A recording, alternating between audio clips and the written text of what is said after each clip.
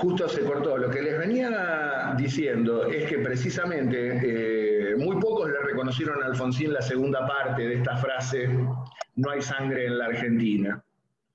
Lo que les estaba diciendo justo que uno de los pocos políticos a los cuales le escuché reconocer esto de no hay sangre en la Argentina fue precisamente la actual vicepresidenta de la Nación y expresidenta en su diálogo con Sandra Russo, precisamente en el libro La Presidenta, donde le reconoce esto precisamente a Alfonsín. No sé si hizo bien o no en negociar, pero lo cierto es que le ahorró al país un baño de sangre, y después del horror que habíamos vivido durante la última dictadura, no era poco. Y obviamente muchos consideraron que Alfonsín claudicó en su política de derechos humanos porque como meses después del levantamiento de Semana Santa, el Congreso de la Nación sancionó la célebre y nefasta ley de obediencia debida. Y quedó marcado como que Alfonsín precisamente había negociado con los militares que cedieran en su actitud y que él iba a dictar esta ley. La ley, en primer lugar, la ley estaba planificada desde mucho antes. Y en este sentido, yo durante mucho tiempo lo critiqué a Alfonsín por estas leyes, tanto el punto final como la obediencia debida. Consideraba que por qué había claudicado, por qué no había ido a fondo y que pasara lo que tuviera que pasar. Y eso con el ardor juvenil. A medida que uno va creciendo, que va estudiando más y que ve las cosas en retrospectiva, y también citando al mismísimo Alfonsín, cuando hablaba de que cuando Max Weber, uno de los padres de la ciencia política moderna, hablaba de la ética personal y la ética del gobernante, la ética de la responsabilidad. Hay veces que hay que hacer cosas reñidas con lo que uno verdaderamente piensa, pero que son necesarias a efectos de resguardar a la mayoría. Sin duda fue una claudicación muy fuerte y muy dolorosa, pero permitió que la democracia se consolidara, que la democracia continuara, y que esa misma democracia, 20 años después de estos sucesos, tuviera la madurez necesaria para declarar la nulidad de aquellas leyes consideradas que habían sido arrancadas como producto de la fuerza y retomar nuevamente el proceso de enjuiciamiento a aquellos que habían violado derechos humanos. ¿Qué hubiese pasado si Alfonsín hubiese dicho, no me importa, tengo el respaldo popular, vamos, copemos los regimientos y que el país se someta a un baño de sangre? ¿Y qué pasaba si ningún regimiento se mostraba leal al presidente y decidían deponerlo? El proceso democrático se hubiese terminado ahí, los juicios se hubiesen terminado ahí, y aquellos que habían sido condenados antes hubiesen sido liberados, y nunca más se hubiese hablado del tema. Sin embargo, reitero, Alfonsín en esto, y como lo dice él mismo también en sus memorias políticas, priorizó la defensa de la democracia por sobre cualquier otra cuestión. Y a veces es cierto, para poder avanzar un paso es necesario previamente retroceder dos.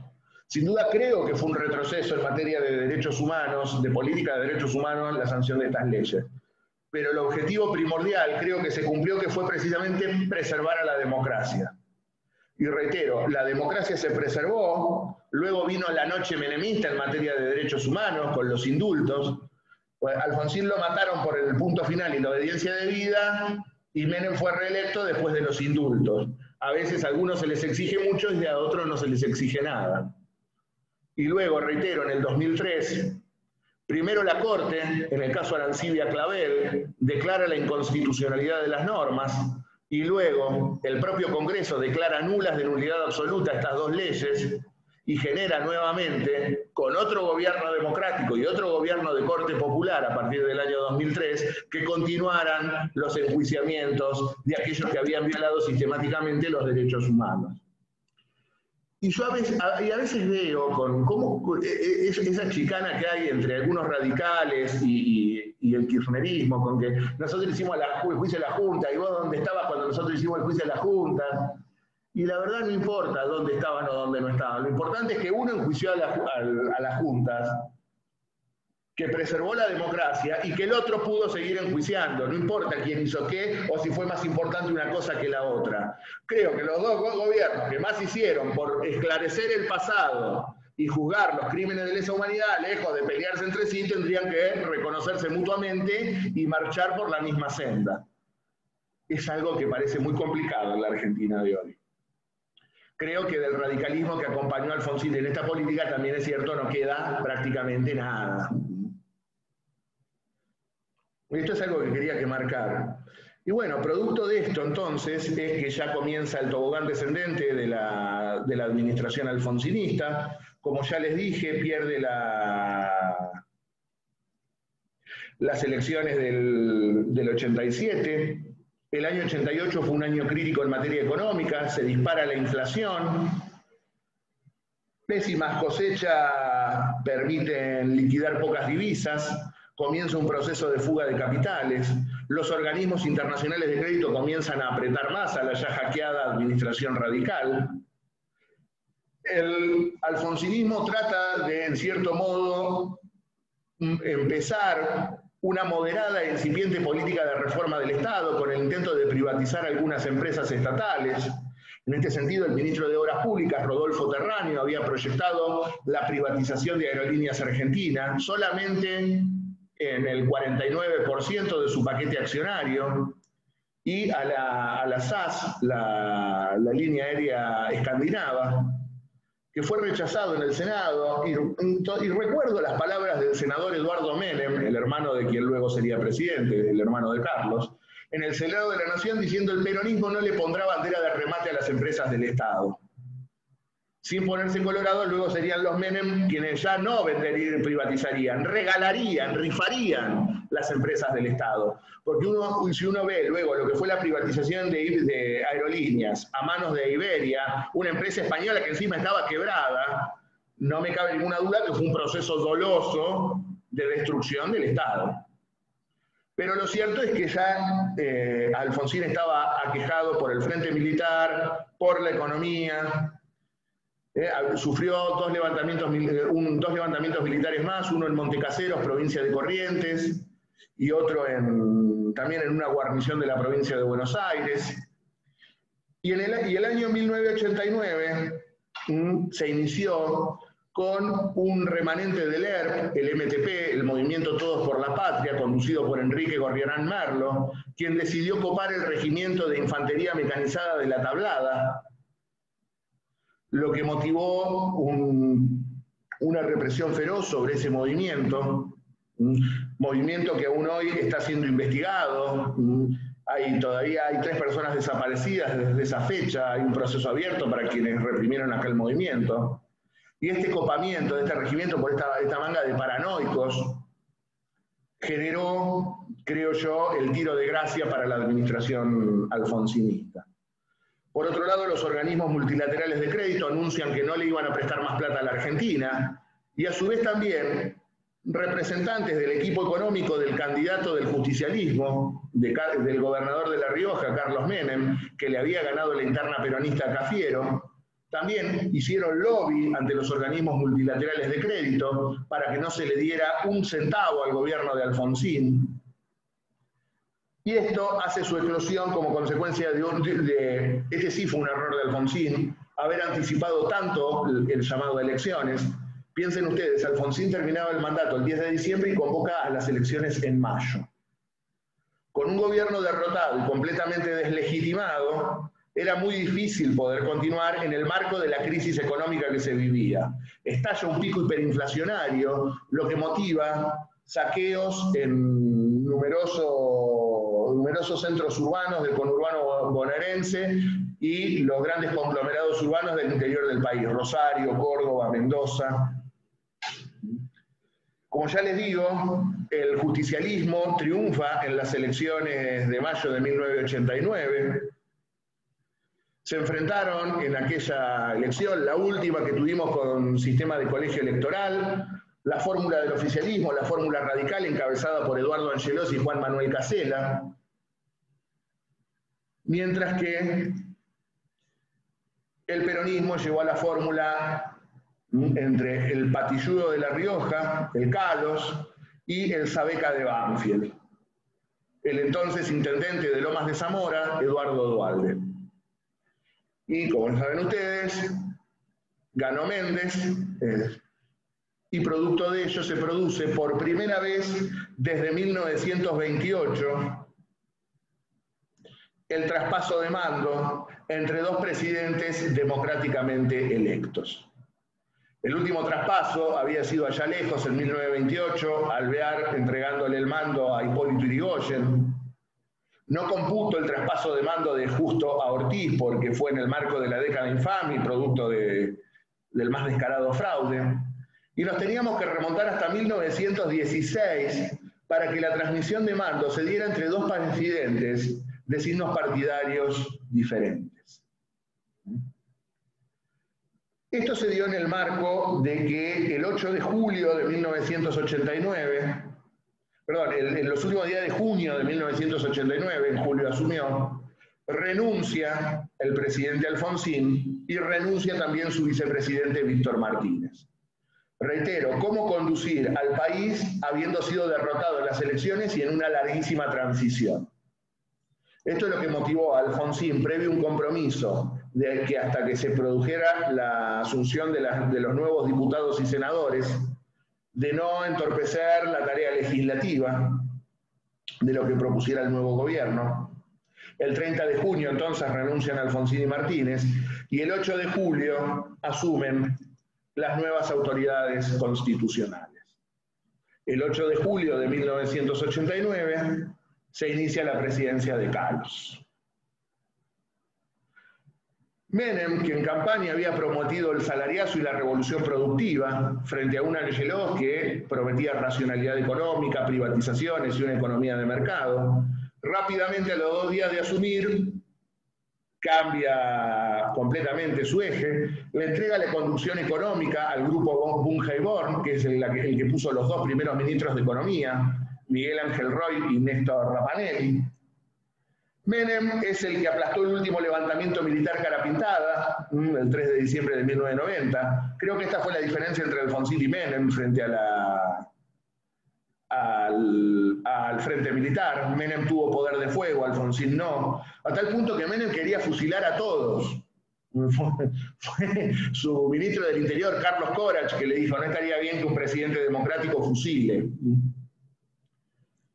Y es durante este periodo que se sancionan las célebres leyes de reforma y de desregulación del Estado.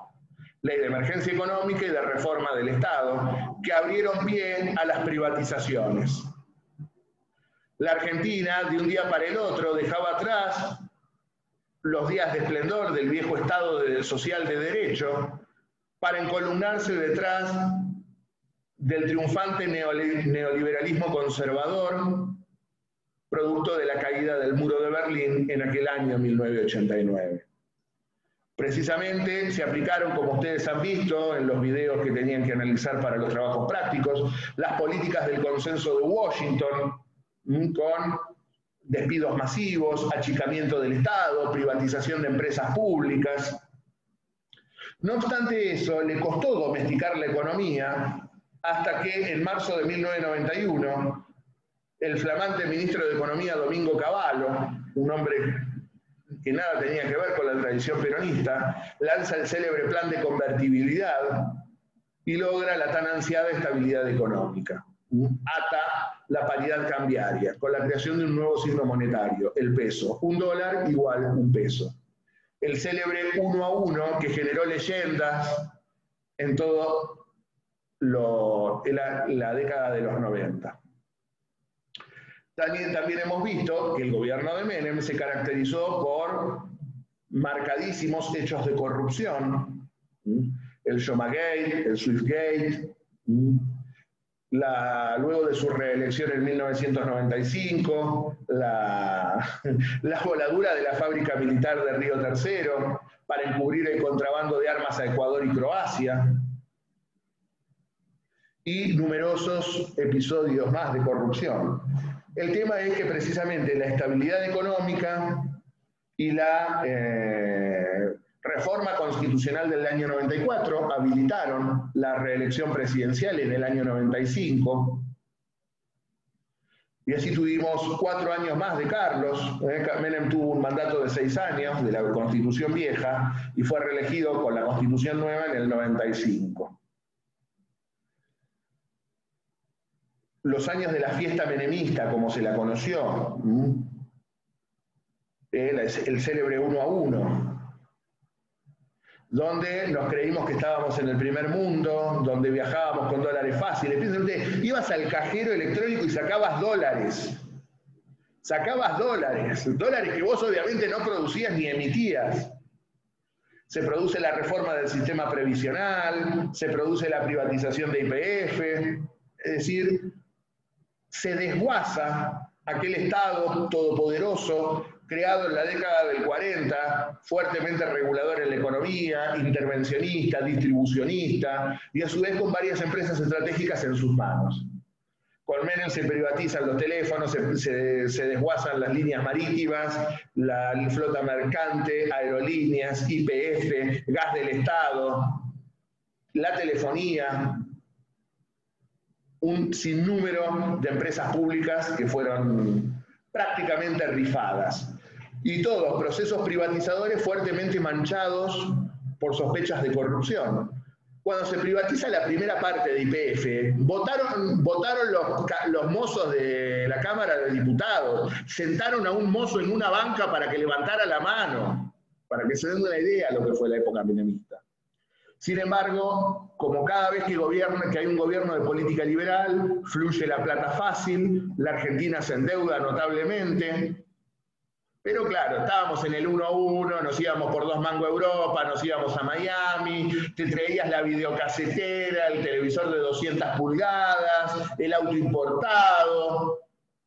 Mientras tanto, el aparato industrial argentino era destrozado por completo. Es decir, Menem, en este sentido, culminó la política destrozadora de la industria nacional iniciada durante la dictadura militar.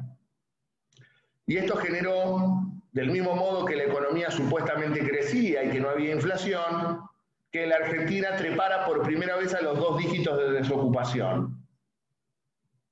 Y a su vez también que frente al cierre de fábricas, frente al cierre de ramales ferroviarios y demás, comenzara a surgir grupos que protestaban frente a estas políticas regresivas de la única manera que podían hacerlo. Nacían en el año 1997, allá en el sur profundo del país, en la provincia de Neuquén, los piquetes en Cutralcó. Ahora lo cierto es que los actos de corrupción, esta política recesiva en materia económica, generaron el extremo personalismo de Menem generaron el hastío, lo que motivó la derrota en las elecciones legislativas del año 1997 frente a la recientemente formada alianza entre la UCR y el FREPASO, y la derrota en las presidenciales del año 99 en manos de la alianza también de la UCR y el FREPASO, llevando a Fernando de la Rúa a la presidencia de la Nación. Y el final ya es más conocido por todos ustedes. Ya hemos visto que el sistema de la convertibilidad no daba más, ya la Argentina no tenía cómo sostener el nivel de endeudamiento ni de cómo pagar esa enorme deuda externa. Se contrae el célebre blindaje financiero en noviembre de 2000, donde nos prestaron 40.000 millones de dólares que se evaporaron como agua en el desierto. Se produce el célebre megacanje, una de las estafas más grandes al Estado argentino. Muchos de los ingenieros del megacanje después volvieron todos como funcionarios de Macri. Principalmente quien fue su presidente del Banco Central, Alejandro Sturzenegger, nunca me acuerdo del nombre, el pelado Sturzenegger. Y en ese contexto es que en el año 2001, luego de perder las legislativas, se produce lo que ya hemos visto cuando vimos la ley de acefalía. Aquel proceso que culmina con 5 presidentes en una semana, hasta la asunción de Kirchner en el año 2003. Hasta acá llegamos entonces con la materia. Profe, Sí. ¿te puedo hacer una pregunta? Por supuesto. ¿Y no me retás? ¿Por qué te voy a retar? No sé, profe, pero bueno, tuve la valentía. Te queríamos preguntar si esto entraba, o sea, porque sabemos que está en el temario, pero por ejemplo el control de constitucionalidad también está. Esa era la duda. Y No, nada, ¿qué yo me se- animé a preguntar. La constitucionalidad, dije que no se los tomaba porque tuvieron un trabajo. Ya sé, pero de este también, por eso. No me retes, profe. No, esto sí se los toma. Pero fíjense en la guía que subí la semana pasada, que más o menos está lo que les voy a preguntar. De esto les voy a preguntar la política de derechos humanos de Alfonsín, qué fue lo que prometió en campaña, qué sostenía con respecto a la autoamnistía, el tema del juicio. Y a ver, no me acuerdo qué más les puse. ¿Tienen a mano la guía? Sí, Obviamente sí, les voy a pero explicar. en el programa estaba como muy general. Decía Obviamente, gobierno de Menem y Alfonsín.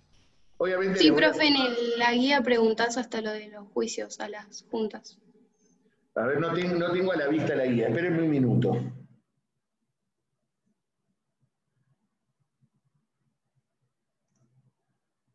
A ver, ¿dónde estamos?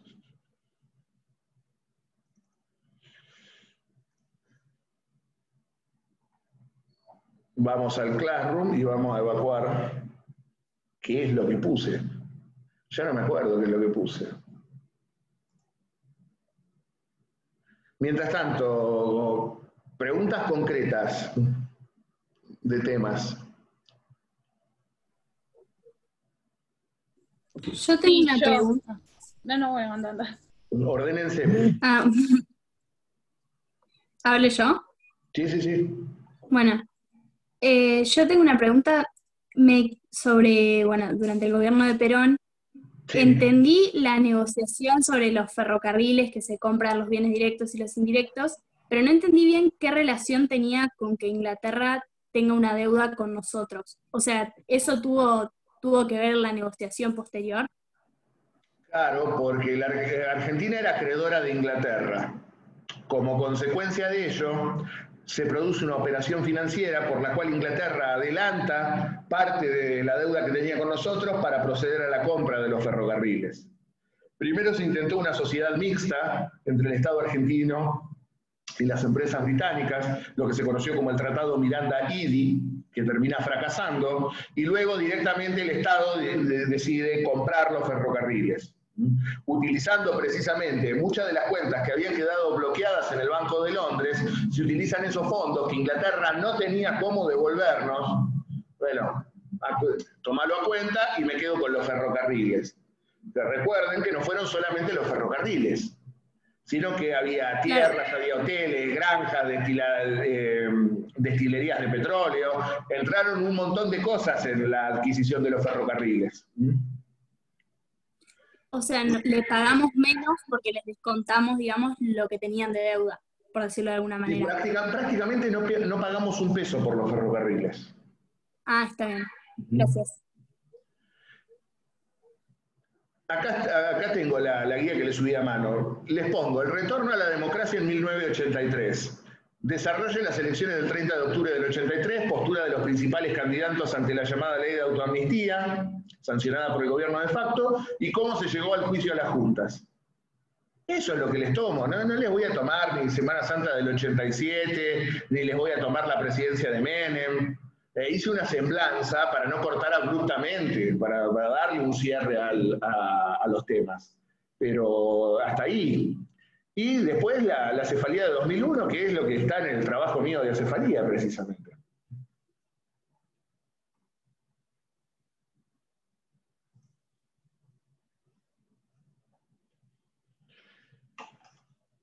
¿Qué más tienen para preguntarme?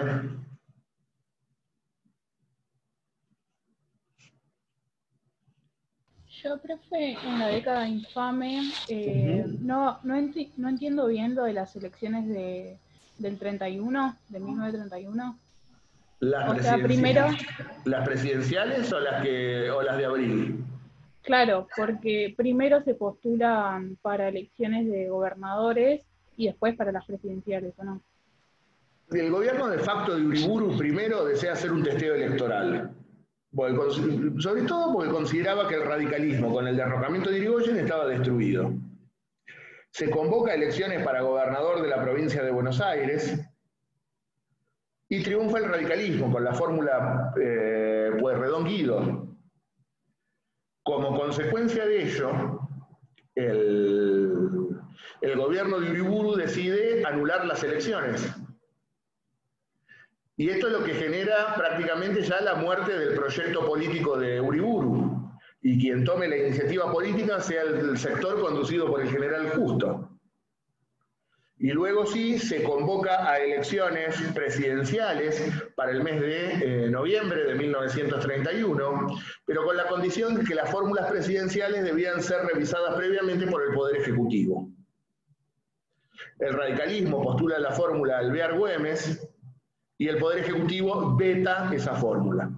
Con lo cual, como consecuencia de ese veto presidencial, el radicalismo decide no participar de las elecciones del 31 y proclama la abstención electoral. Por lo tanto, las elecciones del 31 se llevaron a cabo sin el entonces principal partido político participando del sistema. Y se dio un juego de dos: la fórmula de la concordancia, integrada por el Partido Demócrata Nacional, es decir, los conservadores, el Partido Socialista Independiente, de Tomaso y de Pinedo, y algunos sectores del antipersonalismo, contra la alianza formada por el Partido Demócrata Progresista y el Partido Socialista, que llevaron la candidatura de Lisandro de la Torre y Nicolás Repetto, frente a la fórmula de la concordancia, que era la fórmula Justo, Julito Roca hijo. Ok, y en la presidencia, que es también ahí, de Agustín Justo, vos nos preguntás las causas y consecuencias del pacto de Roca y Runciman. Sí. A la presidencia, ¿tendríamos que, tipo, también explicarla? Como para contextualizar. Okay. Y sí. Profe, yo tengo otra pregunta. Adelante. En la primera presidencia de Roca, en el texto de Jorge Abelardo Ramos, dice como que él quiere otorgarle respetabilidad a su gobierno y nombra como 5 presidentes y un timonel. ¿Esos 5 presidentes se refiere a los hombres que ponen los ministerios, o no? O sea, no son presidentes. No, lo dijo de ese modo como para mostrar la envergadura de su gabinete, que eran 5 tipos que estaban en condiciones de ser presidentes, si así lo querían. Claro.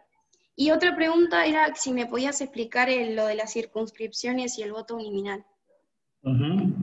Es así. Como ustedes saben, los distritos electorales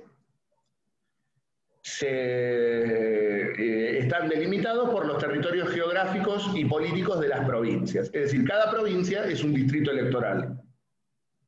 Buenos Aires es un distrito electoral, Córdoba es un distrito electoral, Santa Fe es un distrito electoral, Tierra del Fuego es un distrito electoral, etcétera, etcétera. ¿Hasta ahí estamos? Sí. Bien. El sistema de circunscripciones uninominales, ¿en qué consiste? Dividir ese distrito electoral en tantas circunscripciones como cargos haya para repartir. Ejemplo, supongamos que la provincia de Buenos Aires eligiera, o vamos a usar los números de hoy, en cada renovación elige 35 diputados, ¿sí? El distrito Buenos Aires elige 35 diputados. Por lo tanto, si yo tengo tantas circunscripciones como cargos a repartir, ¿en cuántas circunscripciones se dividiría Buenos Aires?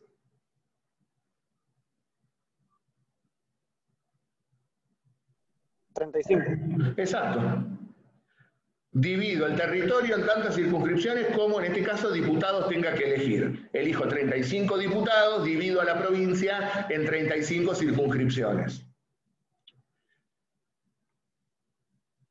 Y se elige un diputado por cada circunscripción. ¿Se entiende?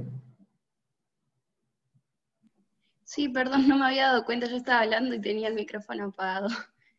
Y la última que tengo para hacerte es en la ley 48, en el gobierno de facto de Mitre. No, la ley 48 ya es durante la presidencia constitucional de Mitre, porque es de 1860. La presidencia constitucional. Si digo que define los perfiles de recurso extraordinario en las cuestiones federales, ¿está incompleto o...? A ver, en primer lugar, lo que tendríamos que decir de la ley 48 es que regula el procedimiento para llegar a la Corte, sí, por vía de recurso. Sí. Y luego que establece que son recurribles ante la Corte Suprema las sentencias definitivas, es decir, aquellas que ponen punto final al proceso o impiden su continuación, sentencias definitivas, emanadas de los tribunales superiores de justicia, es decir, sentencias dictadas por los máximos órganos judiciales que establecen las constituciones provinciales, siempre y cuando exista una cuestión federal. Y cuando hay cuestión federal, causas que versen sobre puntos regidos por la Constitución, por los tratados y por las leyes que en su consecuencia dicta el Congreso. Es decir, la ley 48 lo que hace es regular lo que ustedes han visto cuando vieron la competencia de la Corte como competencia por vía de apelación, que en realidad no es una apelación, sino que es un recurso extraordinario. Recuerden que cuando vieron la competencia de la Corte, cuando se decía que es competencia por vía de recurso o por vía de apelación, decía, recuerden, competencia originaria cuando causas que versen sobre ministros plenipotenciarios, cónsules o embajadores y conflictos entre provincias. Y la competencia recursiva o por apelación de la Corte era causas que versaran sobre puntos regidos por la Constitución, las leyes y los tratados. Lo que hace la ley 48 es regular precisamente esa competencia recursiva de la Corte.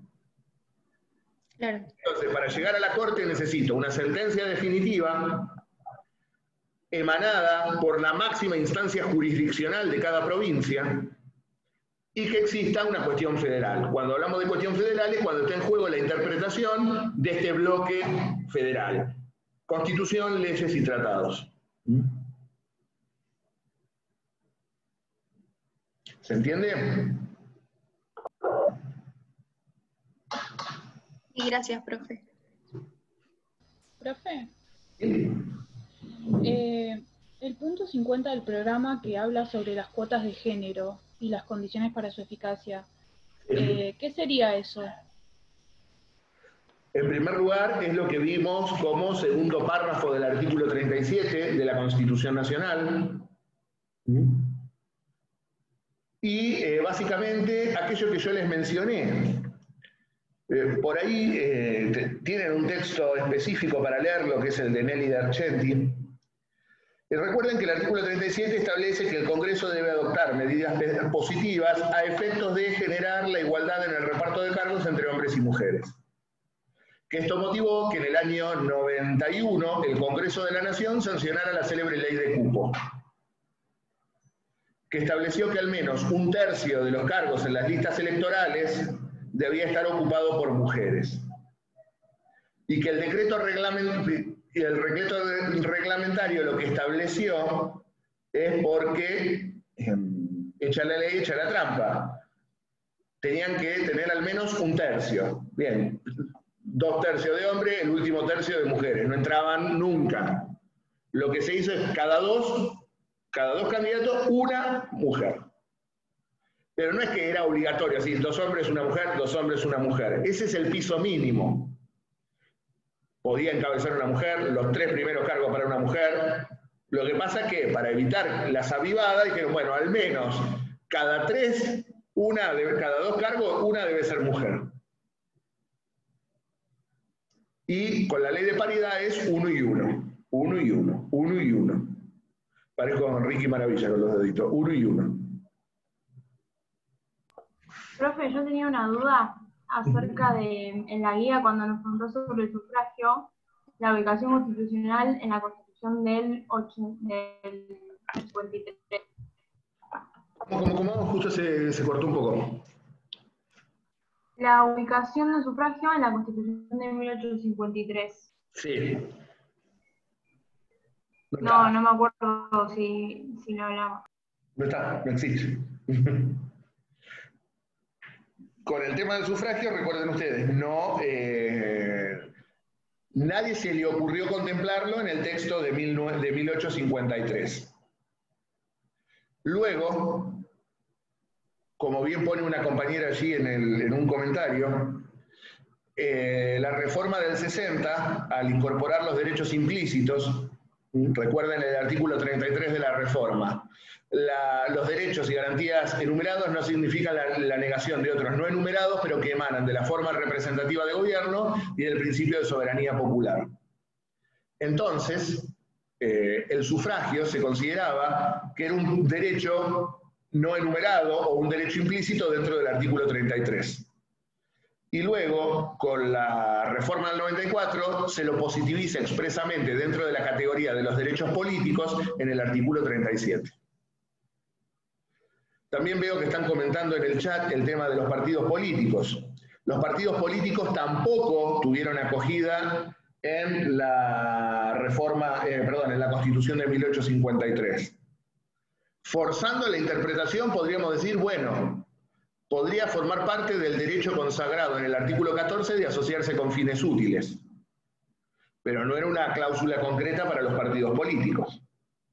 También podríamos considerar, luego de la reforma del 60, que los agrupamientos políticos eran un derecho implícito del artículo 33. Finalmente, con la reforma del año 94, los partidos políticos son incorporados como instituciones fundamentales de la democracia en el artículo 38. Profe, y en esa parte de sufragio, en la que te referís a qué poder del Estado tendría a su cargo el control de legalidad de los comicios y qué competencias se le otorgan en consecuencia, ¿es la justicia federal con competencia Electoral.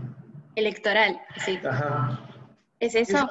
Eso es parte integrante de la ley Sáenz-Peña, recuérdenlo. Es una de las cosas que negociaron Irigoyen y Sáenz-Peña. Bueno, una de las cosas que obsesionaba a Irigoyen era precisamente el control de legalidad del comicio. Consideraba que no se podía ser juez y parte a la vez, porque históricamente el control de las elecciones lo había tenido el Ministerio del Interior. Con lo cual, siempre el oficialismo sería juez y parte. Por eso se previó que sea un tercero imparcial quien dirima las cuestiones electorales y controlara la legalidad del comicio. Por lo tanto, decide otorgársele competencia electoral a la justicia federal.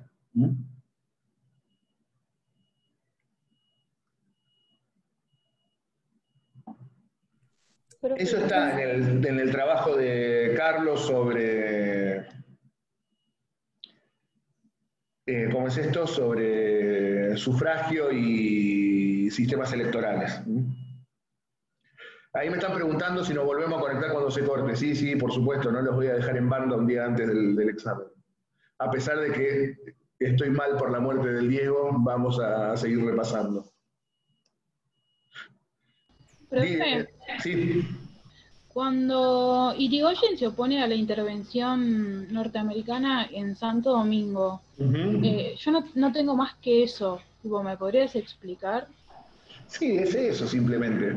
Irigoyen tuvo una política claramente americanista y antiimperialista, por lo tanto se opuso a todo tipo de intervención en los países de América Latina. Y en ese sentido, Estados Unidos estaba invadiendo la República Dominicana, en Santo Domingo, y también uno lo menciona porque está la célebre anécdota del buque de la flota argentina que debe ingresar al puerto y se niega a saludar a la bandera norteamericana, y cuando los pobladores improvisan allí un pabellón con unos trapos dominicanos, la escuadra saluda, por orden del presidente. Pero ese